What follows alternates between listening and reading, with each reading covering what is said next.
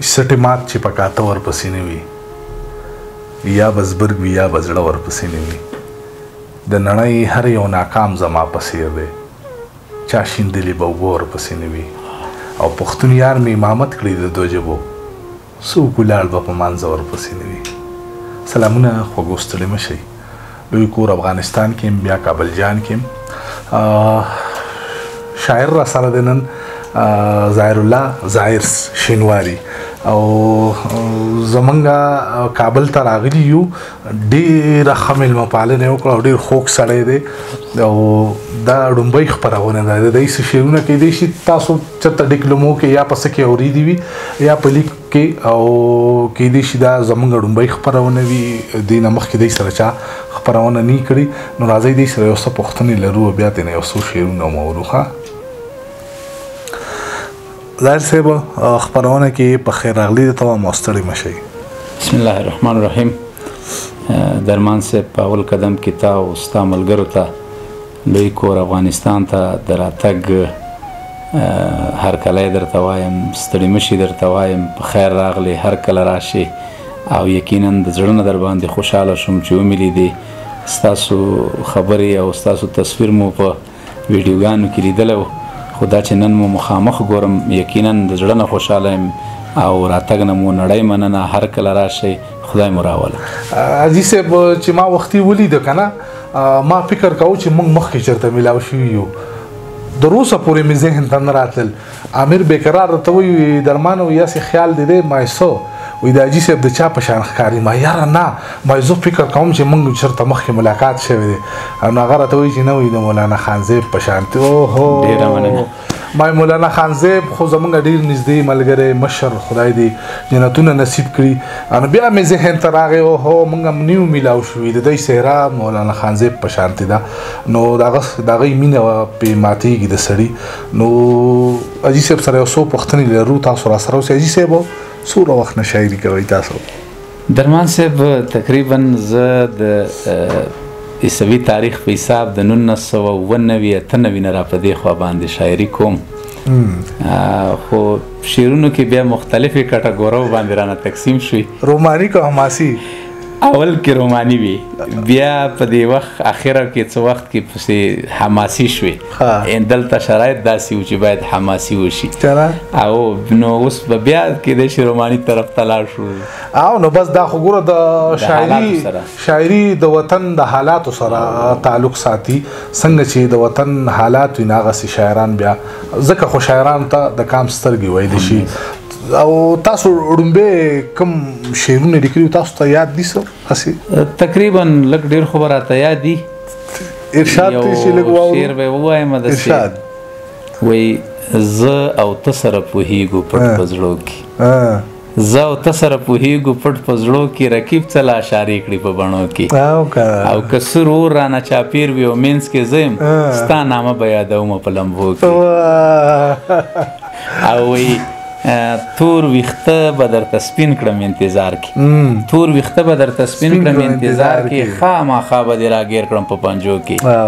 او یې ظاهره که شینواری په رښتیا یې، ځان ملنګ کړه او کشکول واچوه اوږو کې. حاجي صاحب تاسو یو څوک مو لوستي وو شاعرانو کې د خوښې شاعر څوک دی ستاسو؟ یقینا دغه د عشقي شعرونه خو چې وو یا هغه روماني شعرونه پخواني چې وو، خو به اکثره ما دا کتابونه لوستله. نو د هغې د مخې نه د شاعرۍ سره مې شوق و. خو په اخره کې زما په شاعرانو کې، په حماسي شاعرانو کې د مفتون صاحب سره مینه وه، هغه مې خوښېده. مفتون صاحب ډېر ښه شاعري کوي. مفتون صاحب زموږ ملګری دی. او مفتون صاحب وایي چې دا خواږه یاران دي خدای مالداره نه کړي، چې مالداره شي خواږه پکې ورکېږي. او یاره سترګې د دویم افغانستان دی، چانه ځان او چانه زړه پکې ورکېږي. یقینا موږ ته به تاسو څه اورئ؟ غزل راته ووایئ. درمان صاحب بس چې څه مخې له راتله وایو به. جیلی لوپره شوه د ټول کلي نخبې وباسي، جیلی لوپره شوه د ټول کلي نخبې وباسي، څو مست شیخان به اوس له خپلې عقیدې وباسي. او هغه په ذکر وده شوی په ځان نه دی خبر، هغه په ذکر وده شوی په ځان نه دی خبر، هغه لګیا ده له څنګل زلفې خورې وباسي. او هغه لوچکه زه صوفي یم دا به څنګه چل شي هغه لوچکه زه صوفي یم دا به څنګه چل شي لکه شیطان هر وخت ما خوار له سجدې وباسي او څه په مزه مزه یې زل پې رانه خلاصې کړلې څه په مزه مزه یې زل پې رانه خلاصې کړلې د څادر څنډه په قرار له دروازې وباسي او چې په کمسلو کړي باور نو خود به خورې ډغرې چې په کمسلو کړي باور نو خود به خورې ډغرې بیا به وخت تېر وي بیا به ښې ډېرې توبې وباسي او بېګا زمونږ په ګاونډ کې داسې شور غوندې و بېګا زمونږ په ګاونډ کې داسې شور غوندې و خبر شوم خان صاحب هغه کونډه له کوټې وباسي او دلته یوازې د جومات له څپلۍ نه ورکېږي دلته یوازې د جومات نه څپلۍ نه ورکېږي دلته ملا هم د جومات نه سپارې وباسي او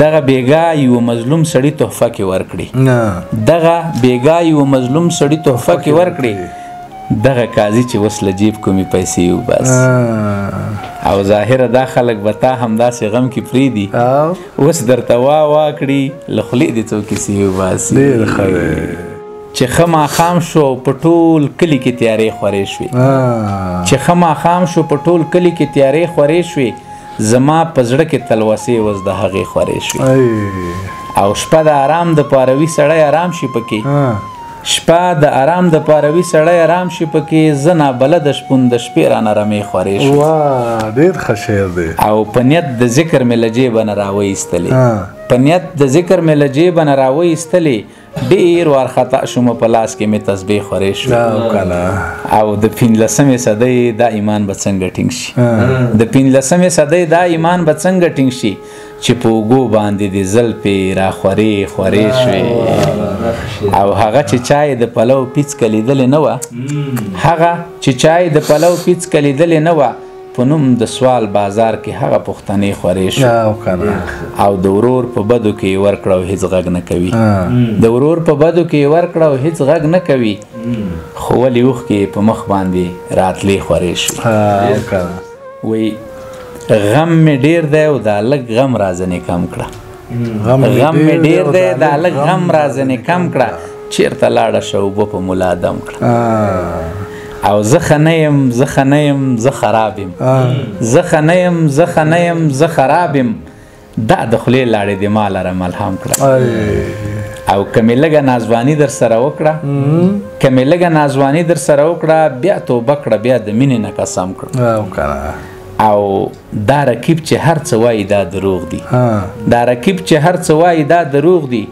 دروغجنو باندې یو ځل جوړ ماتم کړه او چې په زلفو خامارانو دې شهید کړم چې په زلفو خامارانو دې شهید کړم هله راشه په تابوت کې خو مې سم کړه او په ظاهر اشنا د سپین کفن هوار شو په ظاهر اشنا د سپین کفن هوار شو جنازې ته را خبرې واړه چم کړه ډېر ښه دی ډېر ښه دی دا یو کلام راته بل ووایه حاجي صاحب نو وی د تسبو د پاسه جام مګ د ګناه ده د تسبو د پاسه جام مګ د ګناه ده داغ لمن کې د خپل کام مګ د ګناه ده او میکدې سره په خوا کې مه تېرېږه میکدې سره په خوا کې مه تېرېږه په غلطه ځمکه ګام مګ د ګناه ده او د هوښیار دپاره دوه خبرې بس دي د هوښیار دپاره دوه خبرې بس دي د جاهل مخکې کلام مګ د ګناه ده او دغه لار د ګناه طرف ته بیایي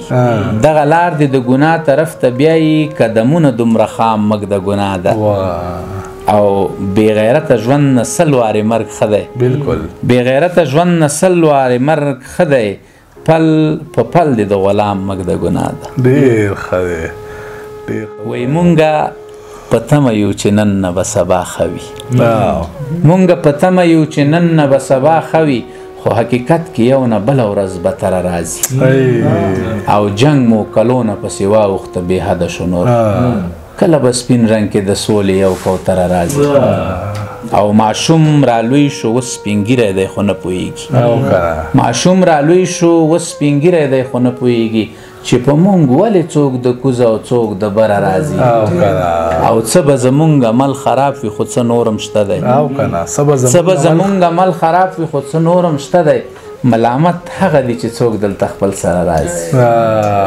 ډېر ښه مننه حاجي صاحب.